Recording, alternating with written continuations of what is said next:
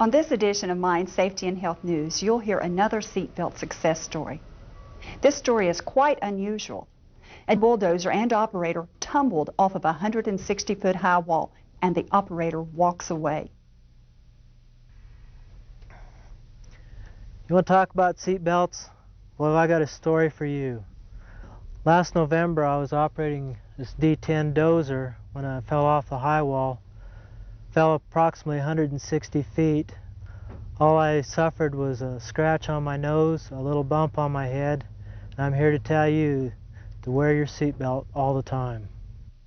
We were contacted by radio that there'd been an accident, so consequently we knew just exactly where the ambulance was headed.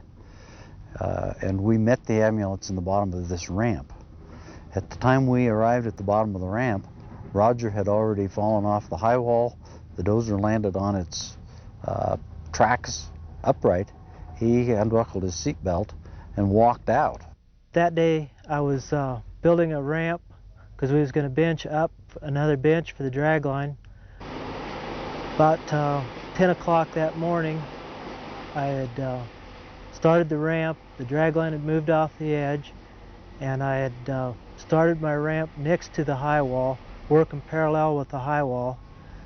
And I'd carried the dirt down to where it towed out next to the drag line. I backed up and was just checking my grade when felt like something just grabbed me, pulled me right off the edge of the high wall. The dozer started to go around.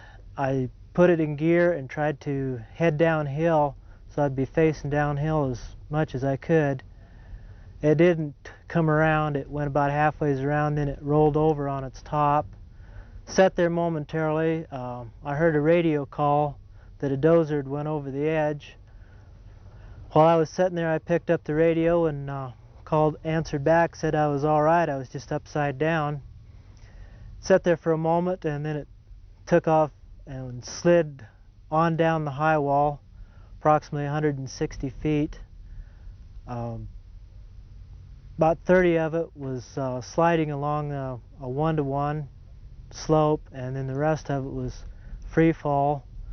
Got close enough to the edge of the wall that, and working parallel with it, that the ground didn't support it. About 8 foot underneath the track, a fairly good-sized rock, I would say probably in the range of maybe 6 foot by 6 foot, jumped out from under him.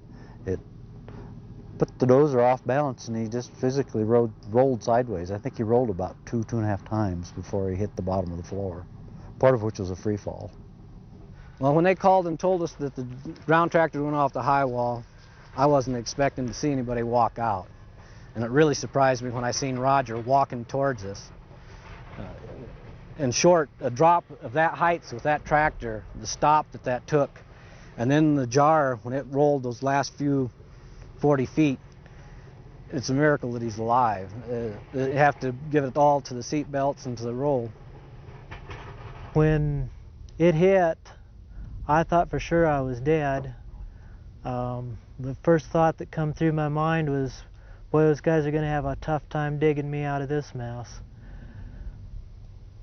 That was last I remember. I blacked out for a while, and when I come to, the dozer was sitting right side up.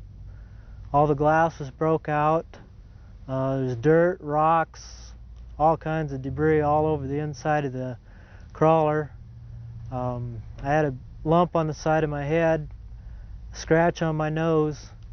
Thanks to seat belts, that's the extent of my injuries. I walked away from it. Since the accident, we've changed our procedures not only with dozers, track dozers, but with other mobile equipment. And as a result, we don't allow working within 20 feet of the edge of a high wall in a parallel fashion. If it hadn't been for seat belts, I don't think Roger had been alive today. Well, we do have a policy on the mine site that everybody, when they're in company vehicles, must wear seat belts. However, if you don't practice safety at home as well as on the job, it doesn't do you any good. So we were concerned about our employees and whether they were wearing their seat belts to and from work. So one morning, or actually 4 mornings, the managers did a seatbelt check. And we met our employees as they came onto the property at the guard shack, and everybody who had their seatbelt on got a real big roll to say thank you. Those that didn't have their seatbelts on got a lump of coal. We've had several of our employees come forward and say, hey, I'm wearing my seatbelt. So yeah, we think it's made an impact. We're going to continue to do things like this because we need that safety awareness off the job as well as on the job. They checked us on the way coming into work. They stopped us at the guard shack. They checked if we wore the seatbelt. We got a good-sized caramel roll. If individuals weren't wearing the seatbelt, they got a lump of coal.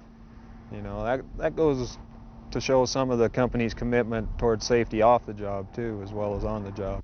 I got me a caramel roll, and I thought that was real good. I got the cinnamon roll. As you work out there on the mine site, remember, buckle up. Until the next edition of MSHA News, be safe.